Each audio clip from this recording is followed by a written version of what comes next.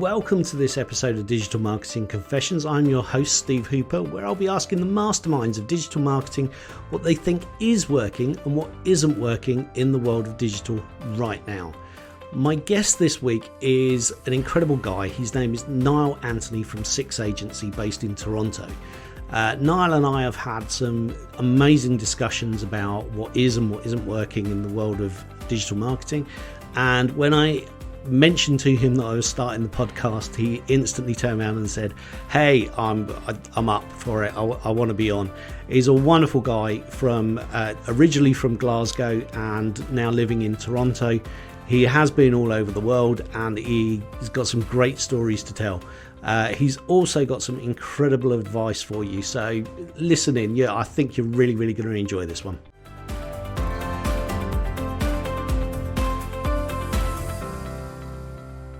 I'm delighted to welcome today from Six Agency, Niall Anthony, who, in my opinion, has got his finger on the pulse when it comes to strategies that you can implement right now, and you can get some really good stuff happening within your business.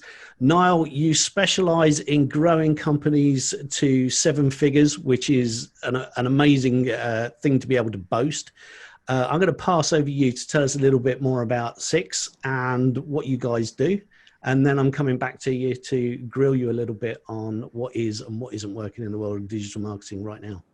Sure. Again, it's a pleasure to be here, Steve. Delighted. I love the questions you're asking, as I mentioned before. But we've been in the industry about 3 years now. Our focus has always kind of been on against the curve, against the grain, different ideas, different things, and trying not to do what everyone else does. That's to be honest, that's our focus. Some things work, some things don't. It's life. But yeah, we're based in Toronto, Canada. But I mean, we've been around the block. I lived in Belgium for a while, lived in the US for a little while. We lived the other side of Canada, towards Vancouver. And, you take a Scottish guy, and we're the most dangerous animal is probably a seagull, and stick him in a nylon tent in the middle of the wilderness in Canada, and it opens your eyes. It opens up to how big the world is right now. Absolutely. Or is in general. So yeah, it was about a life experience there for sure. That's something I recommend everyone. It feels horrible at the time, but it's good looking back. But in terms of what we do, everything's against the curve. We try and come up with new ideas and fresh approaches, and that's kind of why those questions you asked me, what is working, what isn't working, plays directly into what we're doing. It's something I love talking about. It's something I think is not spoken about enough, and people don't go against the grain. So yes, in terms of where we came from, we basically started in a basement. Like most stories, it was a nice basement, don't get me wrong, it was lovely, but it was a basement and stuff like that. Yeah. It's a beautiful view. And my background's in economics and finance, a little bit of marketing for sure, but mainly economics and finance, working in the financial industry. And yeah, we are an agency. That's our bread and butter. What we try and do is revolutionize the educational space. So one of my biggest things is that education is one thing, but actually implementing those tactics are a completely different ballgame. It's a different thing altogether. So what we do is we try and bridge that gap. We're trying to revolutionize what we're doing here. Sure, agency world, service-based is our bread and butter. That's our daily.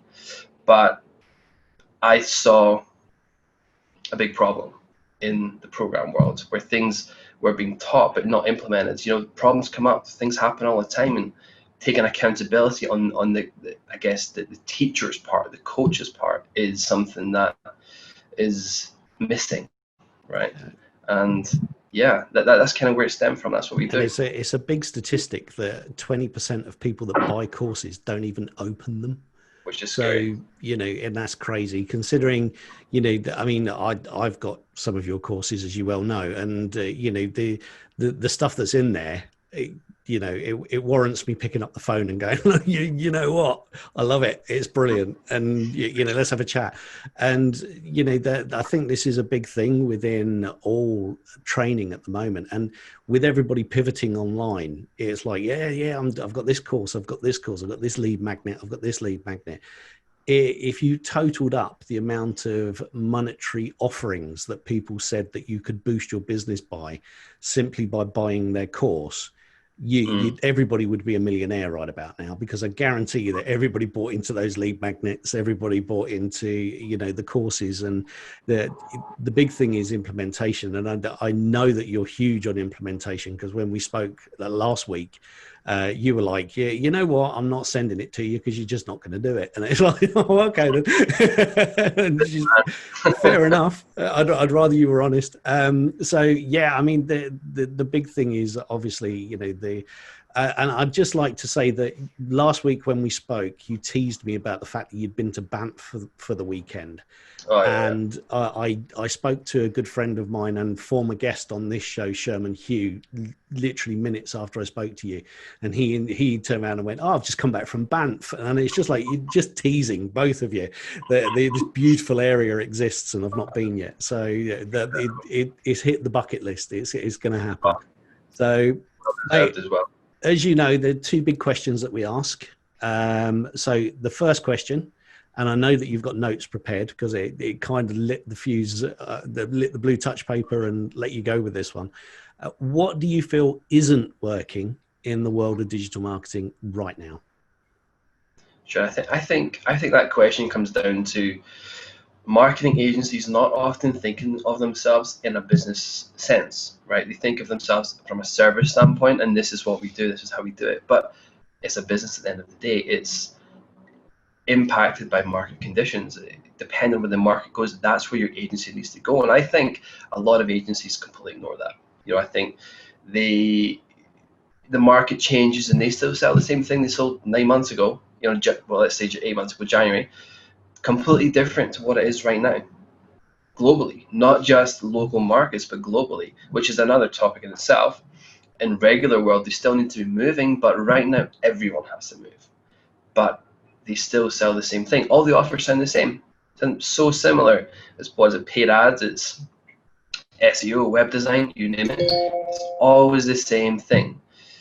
And they're selling these things cold. They're selling what, $2,500 per month, retainers, to people completely cold in a market that's not as receptive. Now, that's not to say that people aren't spending money. That's not to say business owners don't have money to spend. It's not. It comes down to risk tolerance. Because they've been bleeding for 8 months, or probably say 5 months now with coronavirus, they need results right now. They can't wait 6 months for SEO to kick in. They can't wait for or web design, which is sure a storefront, essentially a service front, but it's not actually a business coming through the door. And paid ads as well, maybe 2 months or so for the ads to optimize. They can't stomach that right now. Yet people still try to sell this cold, which is, I'm not saying it doesn't sell. What I'm saying is it's just far more difficult to sell. I'm not sure if you come across that yourself or. Yeah, I mean, obviously we speak to loads of companies, before we came on to the recording, I was talking about, I've been in meetings with the Black Country Chamber of Commerce today. I've been on calls with the NatWest Accelerator Program, and these are all entrepreneurs. And one of the big things that everybody's talking about is pivoting.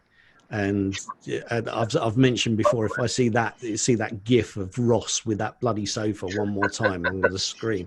But the big thing is that companies are expecting something very different.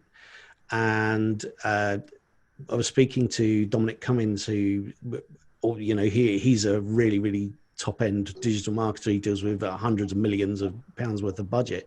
And he was saying that, people aren't thinking about 90 days, 6 months, or 180 days, or, a year down the line at the moment. They're thinking about, am I going to be in business at the end of the month?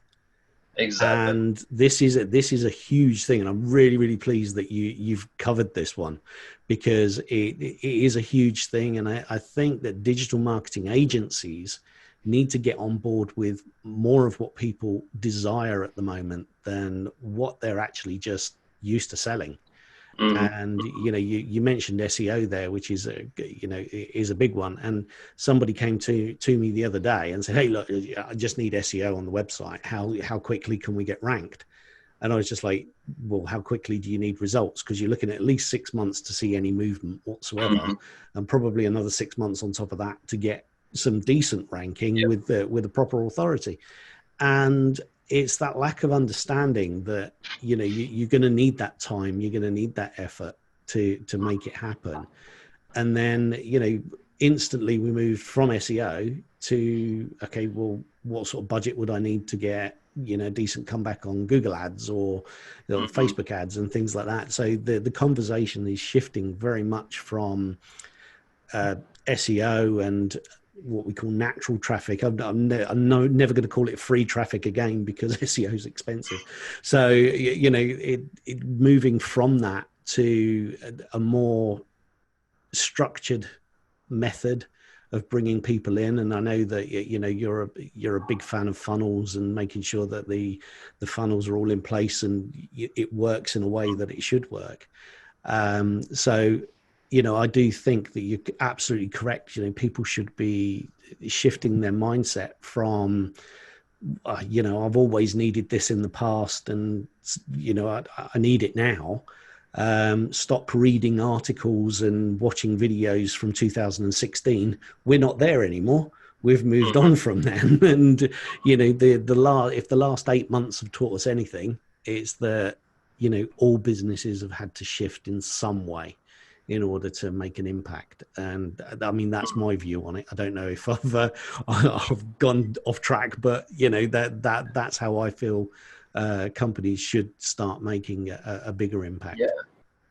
Yeah, so, and it also comes down to integrity. If a business owner has been bleeding for the past 5 months and they're coming to you and they're saying, I need business quickly, what can you do? And you try and sell an SEO when you know fine well 6 months is what you're looking at. Yeah. And you try and sell it as a fast solution, then yeah, I mean, honesty is the best selling thing that you've got, you know, and you use this very, very well. I know, because I've been on the receiving end of it. You know, if you being blatantly honest, and if something's not going to work in a business, you tell them that it's not going to work in a business, because they'll come back to you. They'll go, I need you on my podcast. I need to talk to you about this. I need to talk to you about this. And it comes full circle. And I think that's really important, is, as you say, integrity, be totally honest with people. You know, I mean, we have had to say to companies, look, it doesn't matter what you do now. It's not really going to help you. And, you know, that's punishing. And, you know, we've got friends in the travel industry that are, you know, we've been working with for a while, and it doesn't matter what we do. We can't sell something that's not there. You know, you can't sell a 10 grand holiday to the Maldives because you can't go to the Maldives. So, yeah, you know, and it's having that understanding and making sure that you've listened to what the customer wants before you move forward. And I think that's really, really important. Absolutely. It's more important now. I mean, even a year ago, courses and programs that were built in 2017 may not be relevant, but right now you could possibly get away with them, sure, but right now it's different. It's just completely changed. Nothing's the same. No. And again, it's not to say that it doesn't work. It's just to say that you can sell SEO, but if you're going in cold and trying to sell that, then it might not close quite as quickly as you think, because they can't stomach that risk. It does come down on risk tolerances. Yeah. Business owners' risk tolerances decrease so much. They need results in month one. Now, there's obviously ways around that, is where you can go in the door with an offer that converts month one and then upsell and cross-sell SEO. And not only is that a better solution to it, it's a strategy. That's a plan. You're not capped. You're not just trying to sell a service and go. You have a reason to work with that client. You've got more than one interest. So not only is that a better way of looking at it, it's and of course the markets as well, they've changed completely. Yeah. You know, gym owners, the chiropractors, the kind of the standard old guard in that one are not. They're one of your favorites, they are, aren't they? Chiropractors. You're a big fan of the chiropractor market. Exactly. From a different sense, though, from a different sense, you know, we look at the medical sales side of the chiropractic market, which is unusual, but there's a very good reason for that. I mean, we'll go into that further as to why that's a great market right now. But you've got to think outside the box. You know, chiropractors don't have. They've been shut down for 5 months, and I'm pretty sure a lot of them were. I mean, correct me if I'm wrong in this one, but I don't think they were considered essential services. Maybe not. I'm not sure they weren't. Okay, so Only They're for bleeding. politicians with very healthy backs, I think, was it's not essential for us. We're all right. All these markets, though, they're the bread and butter of so many agencies, but Yeah, they're suffering right now. So you've got to think outside the box. The big markets out there, like the B2B markets that no one targets, there's your market. That's the ones absolutely. that convert. And of course, they've got more money anyway. So they're not gonna. It's not life or death with them, which is a great position for your client to be in, where you can actually do what you do best Yeah, instead of trying to keep this person with food on the table. Which is not a nice place for anyone to be in. You don't no, want to be feeling like this person is relying on you because something's out of your control. For example, the market. yeah, What happens if coronavirus? It could flip. It could be a second wave coming in as well. I mean, Toronto's basically decided that's inevitable. I yeah, know that Glasgow, where I'm from in Scotland, was put on lockdown again maybe 2 nights ago at midnight. It's happening.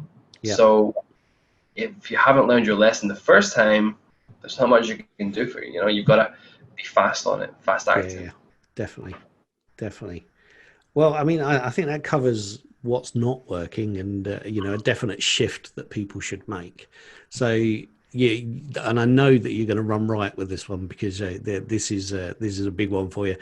What do you think is the one thing that people could implement in their businesses that is going to work for them right now? Sure. I mean, we implement services for a reason.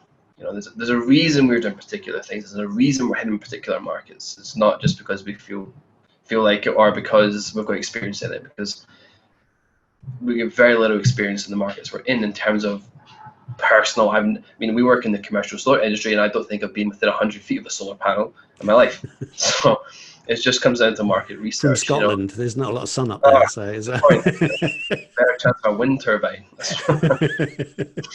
But it's for me, it comes down to figuring out your offers that get you in the door.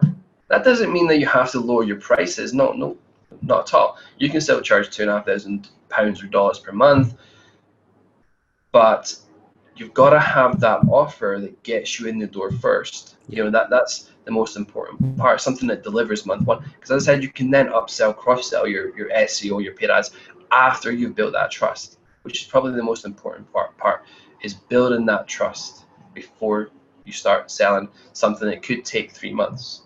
It'll also make your life a lot easier.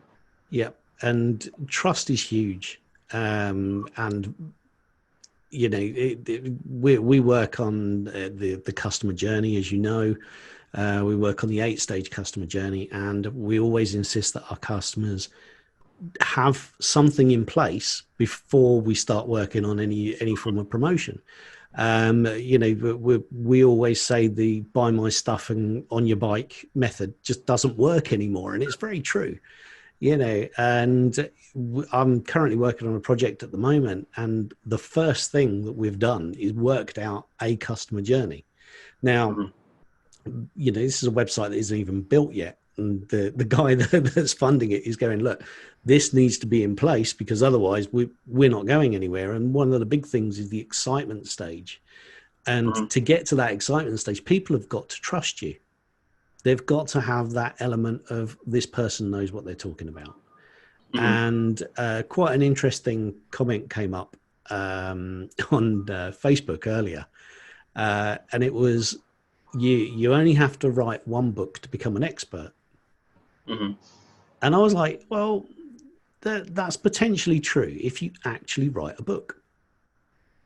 Mm-hmm. And I have to admit, I bought a book recently thinking to myself, this guy's blog's amazing. And look, he's got a book as well. And so I ordered the book, and the book's come through, and I'm reading it, and I'm like, but hang on a minute, this is just a collection of all these blog posts, instantly I've lost trust Mm-hmm. because, all right, it was only £7, but I've still paid for a book that it doesn't help me very much.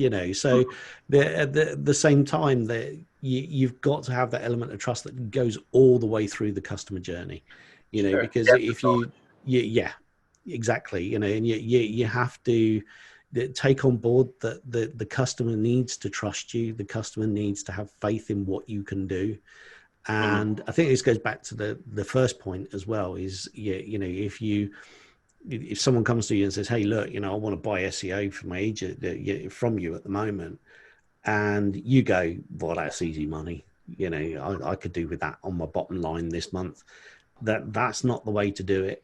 You know, you're going to lose people, and that's not going to be a long-term client, because in 6 months' time, they're either not going to exist, or you've advised them badly, and you're going to lose them as a client anyway. And if that's the way that you want to work, then good luck. You know, we'll see you in the obituaries. But you know, personally, I think that, you know, trust is a huge thing. And I was speaking to somebody who's a massive advocate for the customer journey earlier, and he you know, it all comes down to trust. If you try and sell somebody something on the first, before you've even got their phone number, you know, you're going to lose. You're not going to be a winner in that situation. And I think it's a very big point, especially at the moment. There's, you know, there's people out there selling coronavirus testing kits, for crying out loud, you know, or all the scammers have been at home for the last 6 months as well. So, you know, you've got to take that on board. So, you know, trust is a huge thing, and making sure that, you know, the customers got an understanding. Yeah, I totally agree with you. Especially if you are charging, you know, the fees that most agencies do charge, because it comes down to understanding that that person actually does need you, and that you can actually help. You're not just ticking a box. You're not just saying, yes, sure, we'll run the system. You are effectively trying to help. Yeah. Ideally, that's what you're doing. If you don't understand what you're actually trying to help with, or have confidence in the fact that you can help, that's a problem. Yeah. But I mean, in terms of actionable advice, I'd probably see there are two main factors I consider right now. One is your market, right? That's extremely important. Chasing the same as everyone else isn't going to work. If it is, it's a race to the bottom at that point on price, you know, like selling skis in the summer, right? Yeah. What makes people buy is low prices. So sure, if that's what you want to do, great, but that's not really scalable. Now, what I would say is markets like commercial solar or something like that, where every agency under the sun targets residential solar, going the commercial solar route is different. Nobody's there. And if you build trust in that market, you can then get the residential side before everyone else. Absolutely. So there's different strategies. You know, it's thinking 3 steps ahead. It's thinking 3 months down the line for your own business, not the client's business, because you can deliver. If you go in the commercial solar market with, say, email marketing, you can deliver, or email marketing lead generation, you can deliver month 1 for them without any issues. That's your deliverable in the single. You're returning the investment in that single month, which is what they need. It solves the problem. Then you look at the residential side. Then you say, okay, look, we can run Facebook ads for the residential side. And the beauty of that is that with most marketers are targeting the consultants, the sales consultants in those companies. They're getting one consultant, and that consultant's paying them out of commission. Yeah. You're going for the company. You're going for all the consultants at that point. So it's thinking about, you know, rather than following what everyone else is doing, is thinking outside the box. And then I think we discussed it the last time we chatted, the medical sales market, you know, because they traditionally sell through conferences or lunch and learns with doctors, or even knock on the doctor's door and try and pitch them at that point. Now, conferences, they had no reason to go online because it was a great business model. It was a lot of money in the medical market. There was no reason for them to. Yet, because of the coronavirus, they're forced to. Now, they thought the conferences would be fully back in the US, especially in October, and now they're being pushed back further. Sure, there are some open states, but very few, and very few that are hosting large enough conferences and events. Now, if there's a second wave coming again, who knows when these things are going to be back online, or back live rather. So that's the opportunity, you know, looking at markets like this and saying, well, all of these companies need to go online. So how can I facilitate that? How can I solve that problem?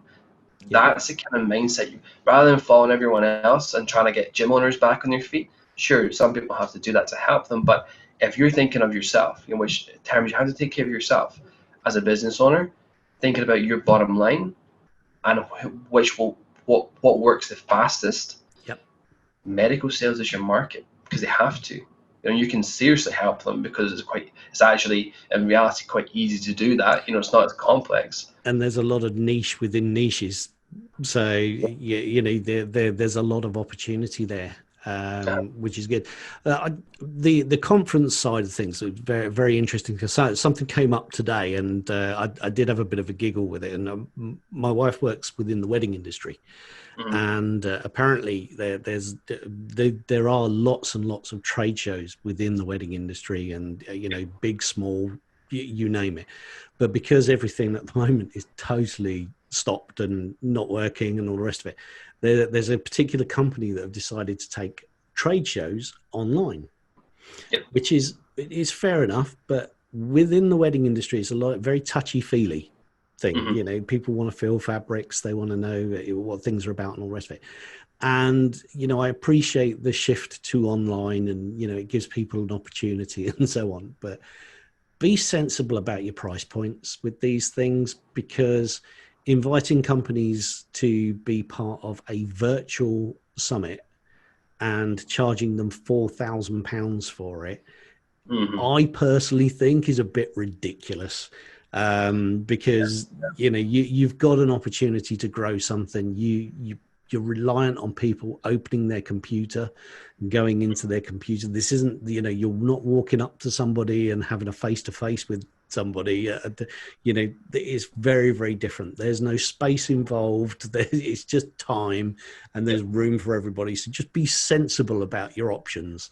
And that goes for everything. If you're shifting what you're doing, just be sensible about it. Don't price it at the same as what you would price it elsewhere, because it's not physical.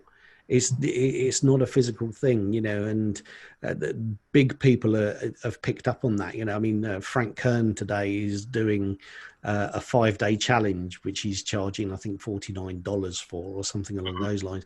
And instantly you think to yourself, well, hang on, it's coming up to digital marketing conference season. Frank would have done one, digital marketer would have done one, and you've got all of these people that would have done these big conferences that they're just not doing anymore, and that's tens of thousands of pounds. But those that are shifting, and those that are seeing it as an opportunity to still get that market involved in something, but not necessarily being the full-on thing, you need to be sensible about your pricing. And that goes for agency owners, that goes for the company CEOs, you name it. Just be sensible about your pricing, and you're not going to make $1 billion overnight unless you've already got it in the bank. I actually think that comes down to not just the current situation, but generally. There's so many agencies out there that are pricing because others price that way, when in reality what it comes down to is the return you can provide. So for example, if a commercial solar contract is $50,000, let's say, or even $20,000, you need to know what that commercial solar company are going to be willing to pay at their close rates, based on the level of qualification you can provide. So for example, if we provide an appointment for them, we know they'll pay about $600 to $700 for it, because if they close at, say, 30%, they're still going to make a pretty solid return on it. That's how you price. Return. That's essentially what we do. And I think that's what should be done all over the place. The problem with Facebook, in my opinion, the problem with Facebook marketing companies is they charge based on their time. Most of the time, or charge what others are charging, with no real tangible or quantifiable metric for why they're charging something. And that's a problem. That not only is that a problem, it's a problem because they can't explain why they charge something. If there's a change to the workload, they may try and charge more, but why? What's the reason? More time spent? Sure. What's the return? What they get? So I'm a big believer in matching price to the return you can provide, and building that no-brainer offer. If you can build that no-brainer offer, you'll be okay. Absolutely. If you can make the numbers line up, and not some crazy numbers in terms of ad spend to return to whatever, especially if it's lead generation. Something really tangible, right? Give them something really tangible, rather than leads. Provide appointments. Absolutely. Complete that step in the journey for them. So I agree with you on that point. I think charging is very, very important. but being able to explain why you charge something. So if you were going to run a virtual conference, why are you charging that? Where does that price come from? That's a thought that has to be considered. Finger in the air. It's like, yeah, and that's what it seems like, is a lot of people are just, plucking numbers out the sky, and it's really, really disappointing. So yeah, now, mate, I know that you've got to get off because you've got a training course to present this afternoon with your current cohort.